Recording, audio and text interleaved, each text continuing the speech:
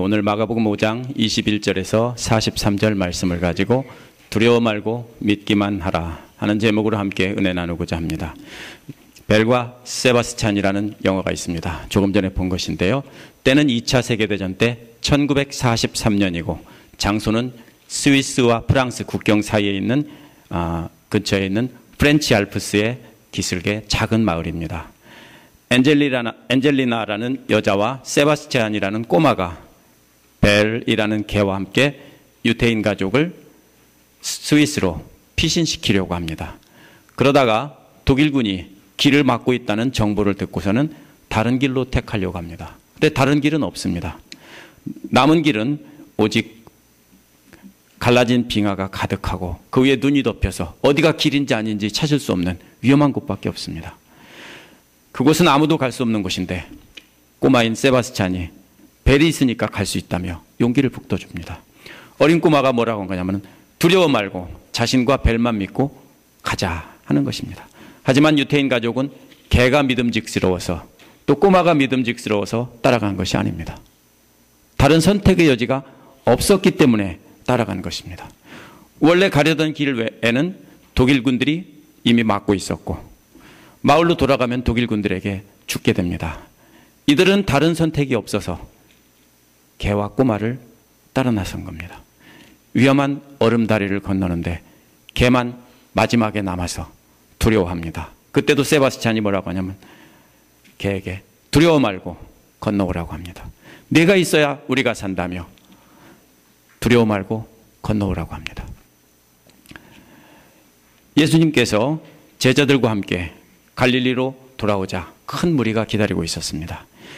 예수님은 바닷가에서 이들을 또다시 가르치셨습니다. 예수님께서 가르치시는 도중에 두 사람이 등장합니다. 그런데 이 두 사람도 역시 예수님에 대한 믿음이 깊어서 나온 것이 아닙니다. 이 두 사람은 다른 해볼 수 있는 일을 다 해보았습니다. 그런데 다른 길은 없고 오직 예수님만이 희망이었을 때 이 사람들은 예수님 앞에 나왔습니다. 이들은 예수님 앞에 나왔지만 두려움에 사로잡혀 있던 사람들입니다. 그 중에 회당장은 믿음보다는 두려움이 훨씬 더 컸던 사람입니다. 그런 회당장에게 예수님은 세바스찬처럼 두려워 말고 믿기만 하라 라고 말씀하셨습니다. 두려워 말고 따라오기만 하라는 것입니다. 두려움에 사로잡혀 있는 오늘날 우리에게도 예수님은 두려워 말고 믿기만 하라 이렇게 말씀하십니다. 역시 우리에게도 예수님은 따라오라는 것입니다. 오늘 말씀을 자세히 보면서 두려운 우리도 우리 인생길 막다른 골목에서 어떻게 예수님을 따라 생명의 길로 나갈 수 있는지 한번 생각해 보는 시간을 갖도록 하겠습니다. 첫 번째로 21절에서 24절에 보면 회당장과 예수님이 만나는 장면이 나옵니다. 수많은 무리들 중에 막다른 절벽에 서 있는 것과 같던 두 사람이 등장했는데 그 중에 하나가 야이로라고 하는 회당장입니다. 회당장은 당시 유대교 공동체에서 가장 존경받던 사람입니다. 야이로에게 12살 난 딸이 있었는데 죽어가고 있었습니다. 마태복음에는 죽었다라고 되어 있는 것으로 보아서 숨이 넘어가기 직전에 있었을 것입니다. 마태가 틀린 게 아니고요. 마태는 뭡니까? 앞부분을 생략하고 죽었다는 소리를 듣고 예수님 앞에 있는 그것만 기록한 것뿐입니다. 마태는 죽었다고 기록했습니다. 이 회당장은 예수님 발 앞에 엎드렸습니다. 사실 존경받는 회당장이 예수님 발 앞에 엎드린다는 것은 있을 수 없는 일입니다. 왜냐하면 예수님은 유대교 지도자로부터 심한 반대를 받고 있었습니다. 회당장은 동료 유대인들에게 심한 공격을 받을 것을 각오하고 엎드린 겁니다. 만약 딸을 살릴 수 있는 다른 길이 있었다면 예수님 앞에 안 나왔을 겁니다. 사람들은 회당장의 믿음이 훌륭하다고 합니다. 하지만 성경을 자세히 보면 이 사람은 다른 것 다 해보고 나서 딸이 숨이 넘어가기 직전에 안 되니까 예수님 찾아온 겁니다. 그렇지 않습니까? 딸이 숨이 넘어가기 직전에 소문을 듣고 예수님을 찾아온 겁니다. 다른 의원에게도 진료를 받았지만 소용이 없었고 더 악화됐을 것입니다. 딸을 살릴 수 있는 다른 대안이 없었기 때문에 예수님 앞에 나온 것입니다. 발 앞에 엎드리는 것은 주로 하나님 앞에 하는 것입니다. 거라사에 귀신 들린 사람이 엎드린 것과 똑같은 모습입니다. 이는 신적 경외심을 표현하는 극단적인 형태의 존경의 표시입니다. 우리는 쉽게 절을 하지만 그 사람들은 쉽게 절하지 않습니다. 다른 유대교 지도자들이 보면 큰 욕을 먹을 일입니다. 하지만 다른 길이 없기에 예수님 앞에 납작 엎드린 것입니다. 그 간청한 내용이 뭡니까? 딸이 마지막 순간에 와 있으니까 딸에게 손을 얹어달라는 것입니다. 그러면 딸이 살 것이라는 것입니다. 딸이 살 것이라는 말도 확신에 차서 하는 말이 아닙니다. 이것은 가정법입니다. 그러면 딸이 살지도 모른다. 할 수만 있다면 그렇게 해서라도 우리 딸을 살려줄 수 있겠냐, 이런 말입니다. 이런 회당장에게 예수님은 이제 와서 왜 나를 찾느냐라고 책망하지 않으셨어요. 우리 같으면 뭐라고 할까요? 할 거 다 해보고 이제 와서 나한테 왔어? 예수님께서는 아무 말 없이 회당장과 함께 가셨습니다. 말씀을 듣던 많은 무리들도 예수님의 뒤를 따라 나섰습니다. 너무나 많은 무리들이 모였기에 서로 떠밀려가고 있었습니다. 그런 거 아시죠? 떠밀려가는 거. 얼마나 많았는지 예수님까지 떠밀면서 그렇게 가고 있었습니다. 두 번째로 25절에서 34절은 혈루증을 앓는 여인이 등장합니다. 길을 가시는데 갑자기 한 여자가 등장합니다. 이 여인의 상태가 어떤지 묘사하는 말이 연이어서 5개나 나옵니다. 이 여인의 절망적인 상태를 나타냅니다. 첫째로 이 여인은 12년 동안 혈루증을 앓고 있던 여자입니다. 혈루증을 앓는 여자, 이 말 한마디만 해도 상태를 알 수 있습니다. 당시 사회에서 가장 멸시받던 여자였던 것입니다. 부정하기 때문에 가족들과 함께 살지도 못했습니다. 가장 존경받던 회당장과 반대가 되는 사람입니다. 두 번째로 죄송합니다. 두 번째로 많은 의사들에게 고통을 당한 여자입니다. 의사들이 시키는 대로 다 했지만 고통만 당했다는 것입니다. 세 번째로는 가진 재산을 다 써 없앤 여자입니다. 네 번째는 재산을 다 썼지만 아무 소용이 없었다는 것입니다. 불쌍한 여자가, 고립된 여자가 재산까지 다 썼다면 이건 정말 불쌍한 처지입니다. 다섯 번째는 더 악화만 되어가고 있었다는 것입니다. 많은 의사들이 치료했는데 더 악화가 되어가고 있었다는 것은 의사들이 오진을 했고 잘못된 치료를 했다는 얘기입니다. 그래서 고통만 주었다는 겁니다. 의사들에게 치료를 받아야 되는데 의사들에게 12년 동안 고통만 당하고 고문을 당한 것입니다. 성경이 그런 말로 기록하고 있습니다. 의사들에게 고문당하고 있었다. 이 여인은 12년 동안이나 의사들에게 괴롭힘을 당하고 있었습니다. 돈도 다 뺏기고. 이 여인은 자신의 질병을 치료하기 위해 할 수 있는 일은 다 해봤습니다. 27절에 보면 그러다가 예수님의 소문을 들은 겁니다. 예수님의 능력을 믿은 것도 맞지만 사실은 절망적인 상황에서 소문을 듣고 지푸라기라도 잡는 심정으로 예수님 앞에 나온 겁니다. 하지만 부정한 사람이기에 사람들 앞에 떳떳이 나설 수가 없었습니다. 그래서 예수님을 밀치는 무리들에게 몰래 끼어들어가서 예수님 뒤로 다가가서 그 옷자락에 손을 살짝 댄 겁니다. 왜냐하면 옷자락에 손을 대기만 해도 낫는다는, 구원을 받는다고 돼 있어요. 원하는 옷자락에 손을 대기만 해도 구원을 받는다고 생각했기 때문입니다. 20절에 보면 기적이 나옵니다.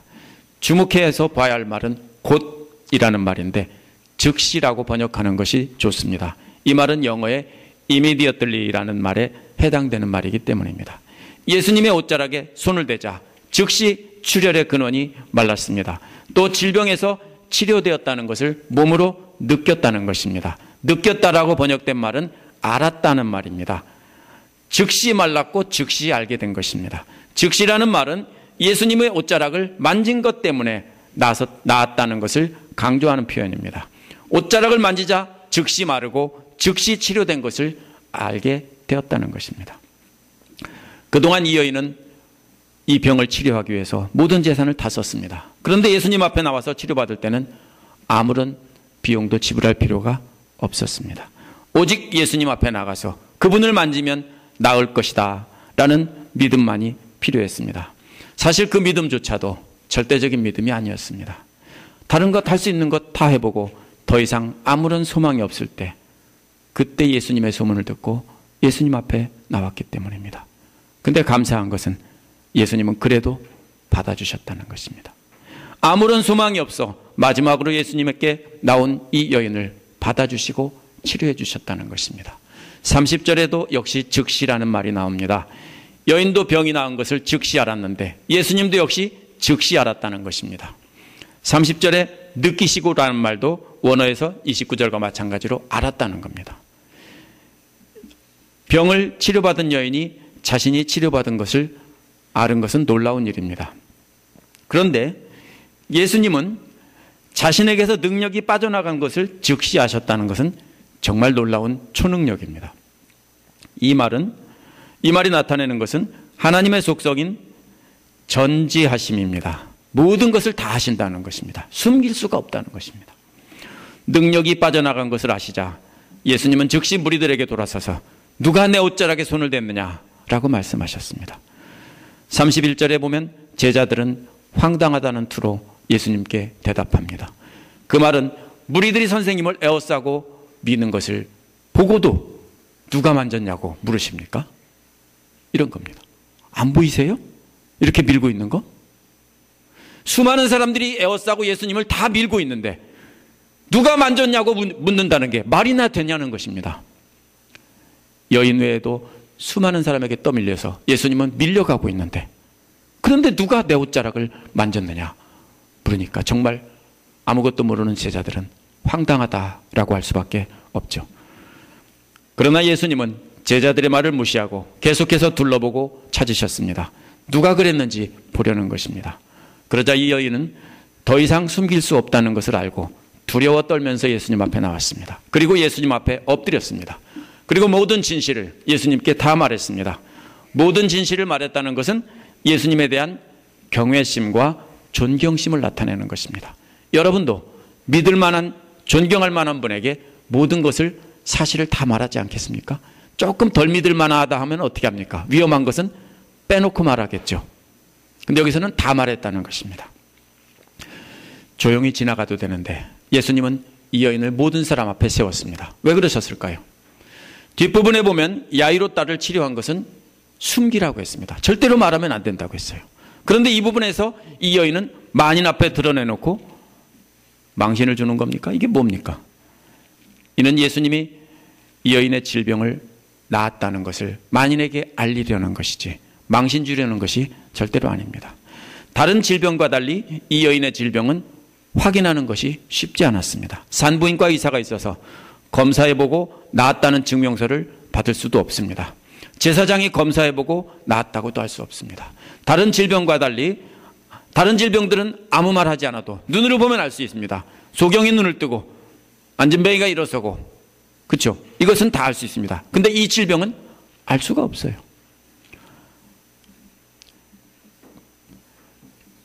이 병은 여인만이 아는 은밀한 질병이었기 때문에 무리 앞에서 치료받은 것을 공포하신 겁니다. 안 그러면 나았다고 사람들 앞에 자꾸 어떻게 해야 됩니까? 증명하고 다녀야 되는데 쉽게 안 믿어주겠죠. 그래서 많은 사람들이 부정하다고 멀리 하는데 이제는 이 여인 나았으니까 가까이 해도 된다라고 예수님께서 일부러 불러서 찾아내서 선포하신 겁니다. 34절에 보면 예수님은 이 여인을 무리들 앞에 드러내놓고서 여인아 라고 불러야 되는데 딸아 라고 부릅니다. 12살짜리 야이로 딸은 사랑하는 아버지가 있어서 딸아 라고 불러주는 아버지가 있었어요. 그런데 이 여인은 나이도 많은 데다가 재산도 다 없어지고 아무도 돌볼 사람조차 없는 그런 여인이었습니다. 이런 여인에게 딸이라고 부르신 것은 예수님께서 아버지의 마음으로 이 여인을 불쌍히 여기고 사랑하신다는 겁니다. 얼마나 감동이었겠습니까? 모두가 다 멀리 하는데 예수님만 딸아, 내 사랑하는 딸아 하고 부르셨어요.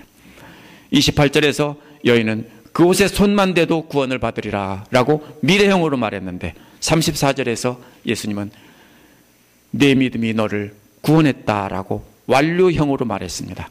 이 여인이 믿으며 바라던 소원이 완전하게 이루어졌다. 완료형은 완전히 완성되었다는 뜻입니다. 바라던 소원이 완벽하게 완성되었다는 뜻입니다. 이 여인의 믿음이 완전해서 구원받은 것이 아니라고 했습니다. 다른 대안이 없었기 때문에 두려운 마음으로 예수님 앞에 나온 것뿐입니다. 이처럼 완벽하지 않은데도 예수님은 따라라고 다정하게 부르시며 내 믿음이 너를 구원했다라고 하신 것입니다. 이것은 우리에게 놀라운 은혜가 됩니다. 우리도 믿음이 아직 부족하지만 예수님 앞에 나와 엎드리면 완전한 구원이 성취된다는 것입니다. 왜 내 믿음이 널 구원했다라고 하셨을까요? 이 여인은 아마도 예수님의 옷자락을 만져서 구원받았다라고 생각했을 것입니다. 이 여인의 믿음은 미신적인 거였어요. 너 왜 그런 미신적인 믿음을 갖고 있어? 라고 혼내지 않으셨어요. 예수님은 이 여인이 옷자락을 만졌기 때문에 나은 것이 아니라 예수님을 믿는 믿음 때문에 나았다라고 잘못된 믿음을 고쳐준 거예요. 네가 옷자락 맞춰서 나은 게 아니야. 나를 그렇게 믿고 왔기 때문에 나은 거야 라고 고쳐준 겁니다. 그동안 여러분의 기도가 응답된 것도 역시 여러분이 두려움 섞인 믿음으로 예수님 앞에 나오셨기 때문이지 다른 어떤 특별한 일을 해서가 아닙니다. 헌금을 많이 해서도 아니고요, 신령한 사람한테 기도를 받아서도 아닙니다. 여러분이 예수님 앞에 나왔기 때문에 응답된 것입니다. 믿음 때문에 응답된 것이지 다른 무엇을 신기한 일을 해서 응답된 게 아닙니다. 이어서 안심하고 가라고 했습니다. 안심하고 가라는 말은 평화 가운데 가라는 말입니다. 영어로 go in peace입니다. 전에는 하나님 앞에 예배할 수조차 없는 부정한 사람이었습니다. 다른 사람을 가까이 할 수도 없는 부정한 사람이었습니다. 그런데 이제는 하나님과 평화의 관계가 됐고, 그래서 하나님을 예배할 수 있게 됐고, 또 가족들과 이웃들과 또 평화의 관계가 되었습니다. 이것이 바로 평화 가운데 가라, 안심하고 가라는 말의 뜻입니다. 너는 이제 하나님과도 교제할 수 있고 예배할 수 있고 이웃과도 교제하고 사랑을 나눌 수 있다. 이제 평안히 가라, 이런 뜻입니다. 세 번째로 회당장의 딸을 치료하신 예수님이 35절에서 43절에 나옵니다. 예수께서 이 여인에게 말씀하시며 지체하고 있는 동안 회당장의 마음이 어땠을까요? 여러분이라면 발을 동동 구르며 애를 태우고 있었겠죠. 예수님께서는 회당장 혈루증 앓는 여인에게 계속 말하고 있는 동안에 회당장의 집에서 사람이 달려왔습니다. 딸이 벌써 죽었다는 것입니다. 그런데 왜 아직도 선생님을 괴롭히고 있느냐고 말합니다. 괴롭게 한다는 말은 회당장이 애를 태우며 예수님께 계속 간청하고 있었다는 거예요. 예수님은 여인에게 말하고 있는데 회당장은 입 다물고 가만히 있던 게 아니라 계속 옆에서 그만 가자고, 내 딸이 죽게 생겼다고, 빨리 갑시다라고 계속 얘기했다는 거예요. 그러니까 달려와서 보고서는 왜 선생님을 괴롭게 하느냐라고 하는 겁니다. 여러분 같으면 그렇게 안 하겠어요? 제발 그냥 갑시다. 이제 나았잖아요. 예수님 빨리 갑시다. 내 딸이 죽게 됐어요. 그런데 예수님도 회당장 말을 들었을 거예요. 하지만 회당장의 말을 무시하고 여인에게 할 말을 다 하셨어요. 예수님이 무정한 것일까요? 게다가 이제는 한술 더 떠서 죽었다고 소식까지 전해집니다. 예수님이 너무한 것 아닙니까? 치료만 됐으면 얼른 가시면 되는데. 하지만 예수님은 이 여인을 치료하면서 회당장에게도 무언의 메시지를 전하고 있었습니다. 예수님은 이 이름 모를 여인을 찾으려고, 불쌍한 여인을 찾으려고 계속 둘러보셨어요. 그냥 가도 되는데 회당장은 쓸데없는 시간을 지체하는 예수님이 못마땅했을 거예요. 그러나 예수님은 계속 찾으셨어요. 금방 나왔을까요? 성경에서는 바로 붙어 있으니까 금방 나왔다고 생각하지만 한참을 찾고 있었을 겁니다. 계속 찾으신 뒤에는 그 믿음을 칭찬하며 딸이라고 부르시고 완전히 치료해 주시고 축복까지 해 주셨습니다. 이 여인은 모든 유대인들이 더럽다고 멀리하던 여자입니다. 회당장도 혈루증 앓는 여인이라는 것을 알았을 때 움찔하며 뒤로 물러났을 겁니다. 만지거나 가까이 하면 어떻게 됩니까? 자기도 부정하게 되기 때문에 물러났을 겁니다. 하지만 예수님은 이 여인도 불쌍히 여기셨습니다. 그래서 그곳에 있던 모든 사람들에게 이 여인도 하나님의 귀한 딸이다 라고 해서 딸아라고 불러주셨던 것입니다. 회당장도 예수님처럼 이 여인을 불쌍히 여겼다면 그 놀라운 기적을 보고 예수님의 축복의 말씀을 들으며 위로를 받았을 것입니다. 그리고 자기 딸도 분명히 살 수 있을 것이라는 확신을 가졌을 겁니다. 예수님은 그거를 말씀하시기 위해서 지체하면서 이 여인에게 말씀하고 있는데 이 사람은 그걸 깨닫지 못하고 있습니다. 예수님은 회당장뿐 아니라 뒤에 서 있는 제자들에게도 역시 말씀하고 계신 겁니다. 지금 제자 훈련 중이에요. 이 전체가. 제자들이 뒤에 서 있습니다. 그런데 이 제자들에게 사람들이 무시하는 이런 사람들을 불쌍히 여기며 복음을 전하라고 예수님이 그 여자에게 관심을 쏟고 집중하고 있는 것입니다. 우리도 이 말씀을 읽고 들으면 여러분의 문제도 분명히 해결받을 수 있다며 예수님께 맡겨야 됩니다. 그리고 우리도 그런 사람 무시하지 말고 똑같이 사랑하며 관심을 가지며 딸이라고 불러야 됩니다. 36절에 보면 예수께서 이 말을 들으시고 곁에서 들으시고 라는 말로 시작합니다. 곁에서 들으신다는 말은 70인역 구약성서에 여러 번 나오는데요. 대부분 다 무시한다는 뜻으로 쓰였습니다. 무시한다. 이그노어라는 뜻입니다. 마태복음 18장 17절에는 듣지 않거든이라고 번역되어 있습니다. 이 말도 역시 무시한다는 뜻입니다. 영어의 NIV나 NLT 같은 데에도 이 부분을 이그노어라고 번역해 놓았습니다. 오버히어라고 번역한 데도 있지만 이그노어라고 번역했어요. 회당장 집에서 온 사람들이 회당장이 죽었다는 말을 전하는 말을 듣고도 예수님은 무시했다는 겁니다. 예수께서 그 다음에 뭐라고 했습니까? 두려워 말고 믿기만 하라는 말도 죽었다는 말을 무시하고 있다는 뜻입니다. 그 말을 무시하시고 다시 말하는 겁니다. 두려워 말고 믿기만 하라. 쟤들 말 듣지? 마. 귀 막어. 이런 소리입니다. 회당장이 예수님 앞에 나올 때는 그 마음에 두려움과 믿음이 함께 있었습니다. 그런데 혈루증 앓는 여인 때문에 시간이 지체되자 어떻게 되실까요? 두려움은 더 커지고 믿음은 쪼그라들었습니다. 그러다가 딸이 죽었다는 소식에 두려움은 확 커지고 믿음은 최소화됐을 것입니다. 이런 상황이에요. 점점. 이런 상황에서 예수님이 죽었다는 말을 완전히 무시하면서 회당장에게 두려워 말고 믿기만 하라는 겁니다. 회당장의 마음을 다 아세요. 그래서 네 마음에 가득한 그 두려움, 의심 버리고 믿기만 하라. 이겁니다. 이 말씀을 하신 것은 뭡니까? 너 조금 전에 봤지? 12년 동안 저 여인의 병을 아무도 못 고쳤잖아. 그런데 이 여인이 내 옷자락 만지면 낫겠다는 믿음으로 내게 왔을 때 완치되었잖아.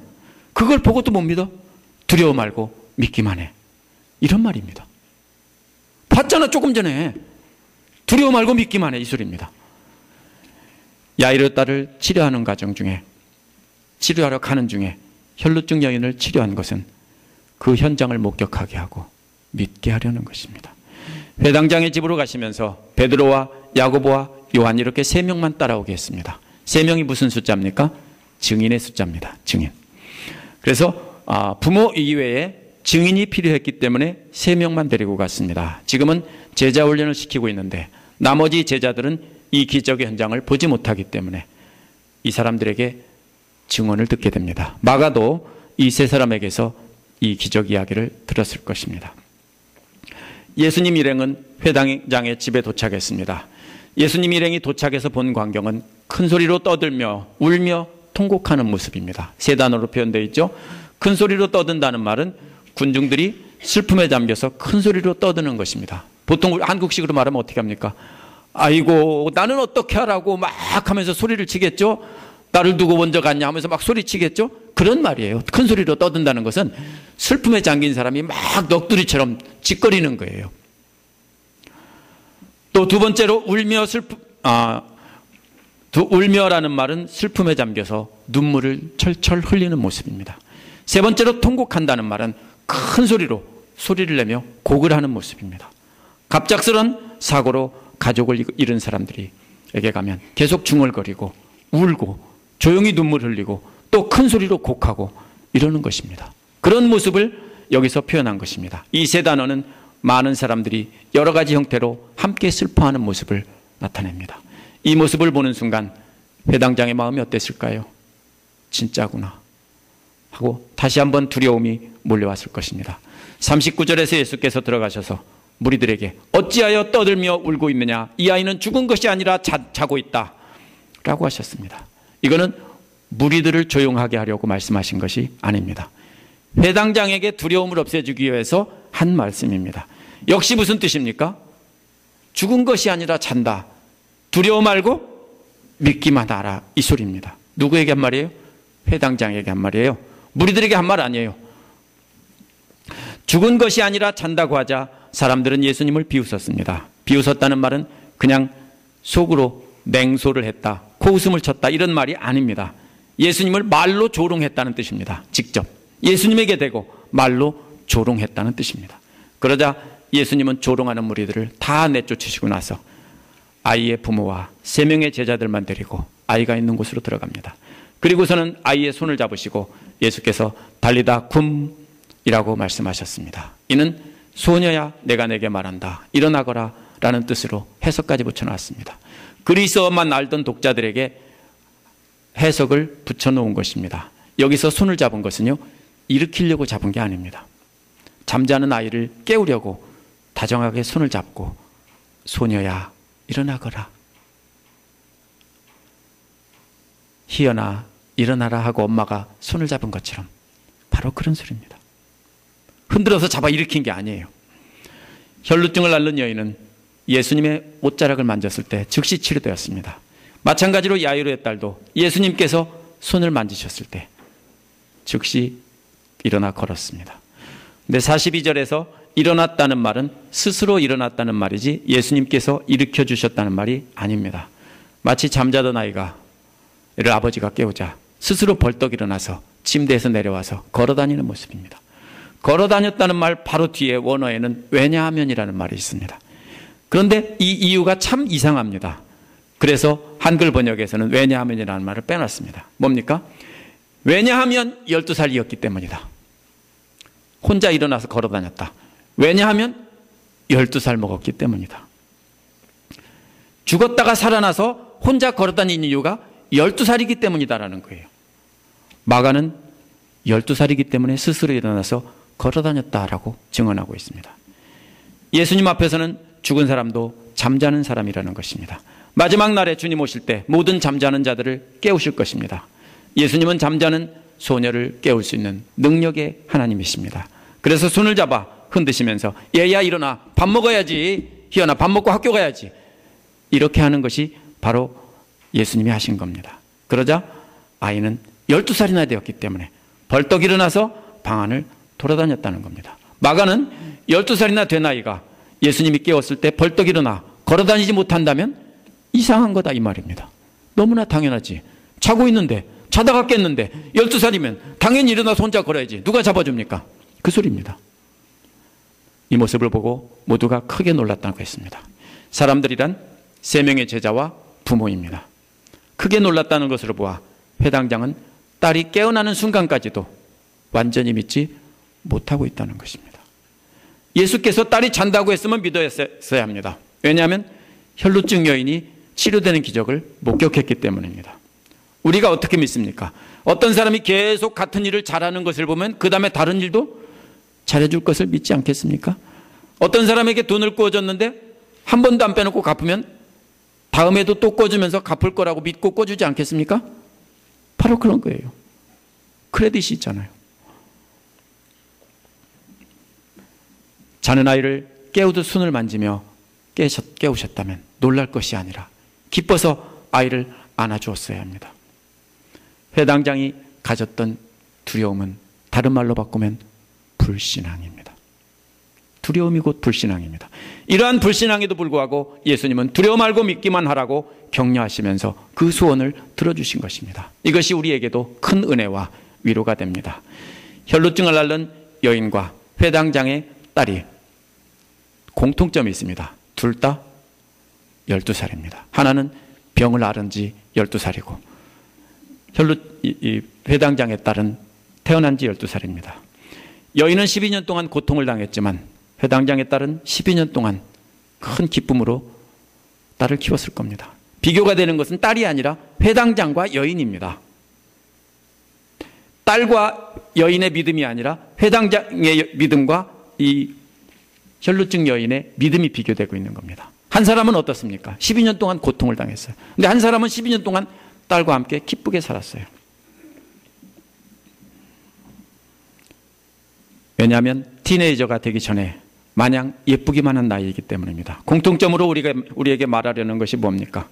혈루증 앓는 여인은 부정하기 때문에 그 당시 유대인 사회에서 가장 멸시되며 격리되었던 사람입니다. 재산도 다 없애버렸기 때문에 정말 불쌍한 여인입니다. 이 여인은 멸시받는 여인의 상징입니다. 반대로 회당장은 유대인 사회에서 가장 존경받는 사람의 상징입니다. 이 둘을 비교하고 있는 거예요. 둘 다 똑같이 12년을 통해서 한 사람은 가장 멸시받는 사람, 한 사람은 가장 존경받는 사람. 부정한 여인이 예수님의 길을 방해하자 회당장 마음에 뭐가 일어났을까요? 분노와 함께 두려움과 함께 분노가 일어났을 겁니다. 부정한 여자가 율법을 어기고 감히 어디 와서 길을 방해하느냐, 이렇게 화를 냈을지도 모릅니다.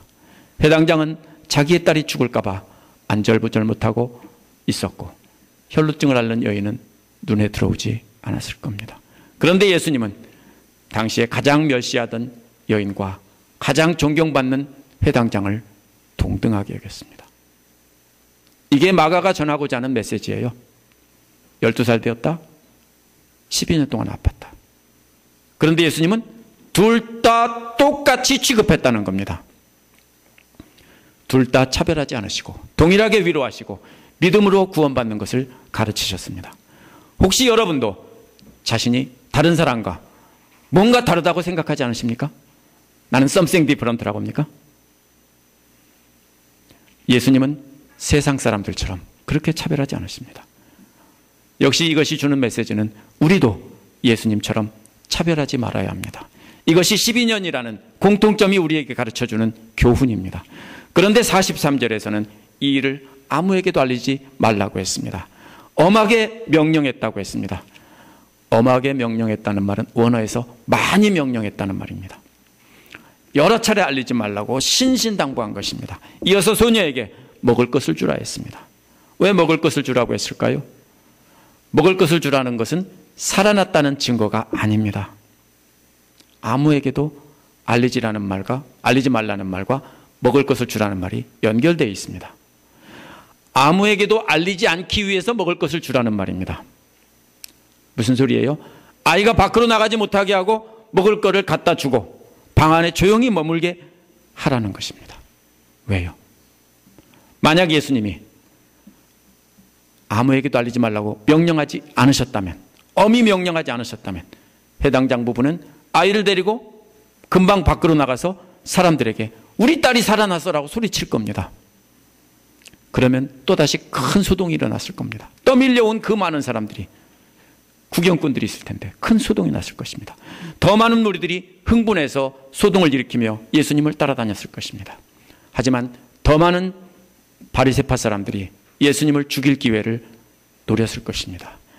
왜냐하면 부정한 이방 지역에 갔다 오셨고 율법에서 금지한 부정한 여인을 만지셨고 또 예수님은 죽은 시체까지도 만졌습니다. 죽일 기회를 노리고 있던 바리새파 사람들에게는 더없이 좋은 기회를 제공한 셈입니다. 그래서 예수님은 조용히 그 자리를 빠져나가기 위해서 먹을 걸 갖다 주고 아무에게도 말하지 말고 먹을 걸 갖다 줘, 이 소리입니다. 그리고 조용히 빠져나왔습니다. 6장 1절에 보면 거기를 떠나서라는 말은 아직 소녀가 살아났다는 말이 전해지기 전에 그 자리를 빠져나왔다는 뜻입니다. 하지만 절대로 알리지 말라고 하면 할수록 예수님의 능력은 더 강조되고 더 멀리 퍼져나갔습니다. 이것이 오늘 말씀입니다. 오늘 말씀 한번 정리해 보겠습니다. 우리는 흔히 혈루증을 앓는 여인과 회당장의 믿음을 강조합니다. 이렇게 믿어야 된다. 와서 옷자락이라도 만져야 된다. 하지만 지금까지 살펴본 바에 따르면 이 두 사람은 큰 믿음을 가졌던 사람들이 아닙니다. 예수님도 이들의 믿음을 칭찬하기보다는 두려워 말고 믿기만 하라라고 하셨습니다. 다른 것 다 해보다가 안 되니까 인생의 벼랑에서 예수님을 찾은 사람들입니다. 물론 이들도 예수님의 소문을 듣고 제발 살려달라고 한 것입니다. 하지만 그 마음에는 두려움이라는 불신앙이 남아 있었습니다. 특히 회당장에게는 그 두려움이 이 여인 때문에 점점 더 커져갔습니다. 예수님께서는 혈루증 여인을 치료하고 그것을 다 보여주셨는데 계속 두려워만 했습니다. 오늘 이 두 사람이 우리에게 큰 위로를 줍니다. 사람들은 큰 믿음, 위대한 믿음이 있어야 된다고 강조하지만 예수님은 이 사람들에게 있는 작은 믿음을 보시고 더 큰 믿음을 가지라고 위로를 해주셨습니다. 여인에게는 이미 치료가 된 뒤기에 그 믿음을 칭찬해 주시고 평화를 선포하셨습니다. 예수께서 선포하신 안심하라고 한 말은 결국 평화는 두려워하지 말라는 겁니다. 이제 하나님과의 관계도 회복됐고 사람들과의 관계도 회복되었기 때문에 두려워하지 말라는 것입니다. 이제는 두려워하지 말고 하나님과 사람들 앞에 담대히 나가라는 것입니다. 두려움은 점점 커져가고 믿음은 점점 작아져가던 회당장에게도 두려워 말고 믿기만 하라 했습니다. 오늘 우리가 믿음이 부족해도 예수님이 여러분을 책망하기보다는 두려워 말고 믿기만 하라 이렇게 말씀하십니다. 우리에게도 두려움과 믿음이 존재합니다. 제가 몇 차례 얘기했는데 두려움과 믿음의 관계를 설명하기 위해서 또 한 번 제 아내의 예를 들겠습니다. 양해해 주시기 바랍니다. 제 아내가 작년 2월에 암 진단을 받고 한동안 두려워했습니다. 안색이 좋지 않았습니다. 천국에 갈 소망이 있는데 왜 두려워하느냐고 믿음이 없느냐고 하실 분도 있을지 모릅니다. 그런데 제 아내는 죽으면 천국 간다는 확신이 있으니 죽는 것은 두렵지 않은데 그러나 사랑하는 남편을 두고 가는 것 때문에 마음이 불편하다고 했습니다. 그러다가 그 두려움을 주님께 맡기고 주님 앞에 엎드리니 날마다 두려움은 작아지고 믿음은 점점 커갔습니다. 그래서 제가 카톡으로 아내와 통화할 때마다 날마다 커져가는 기쁨을 느낄 수 있었습니다. 기쁨이 커져간다는 것은 결국 두려움은 사라지고 믿음이 커져간다는 것입니다. 우리가 예수님 앞에 엎드려 그분께 맡길 때 우리가 완벽해서 들어주시는 게 아닙니다. 우리 믿음이 아주 작지만 의심도 있고 두려움도 있지만 그 앞에 나와서 엎드리고 고할 때 예수님은 위로해 주시면서 그 마음에 있는 두려움, 불신앙을 줄여주시고 믿음을 더 크게 그렇게 해주신다는 겁니다. 이것이 바로 예수님이 오늘 말씀하시는 거예요. 어느 누구도 완벽하게 믿음만 가득 채워 있는 사람은 없습니다. 누구나 그 마음에는 두려움이 남아 있습니다. 각자가 가진 두려움과 믿음의 크기 차이일 뿐입니다. 감사한 것은 예수께서 여러분의 그런 믿음을 보시고 우리를 칭찬해 주시고 위로해 주신다는 겁니다. 여러분 앞에 놓여 있는 어떤 일 때문에 두려우십니까? 두려움이 있으시죠? 다들 두려움이 있을 거예요. 사랑하는 가족이 아파서 두려움이 있으십니까? 사랑하는 자녀들 때문에, 경제적인 이유 때문에, 무엇 때문에 두려우십니까? 여러분 앞에 어떤 두려움이 있더라도 그 두려움을 간직한 채 주님의 발 앞에 엎드리는 겁니다. 그래서 도와달라고 간구하시기 바랍니다. 그러면 주님은 오늘도 여러분에게 두려워 말고 믿기만 하라 라고 격려하셔서 여러분의 소원을 들어주십니다. 기도하겠습니다.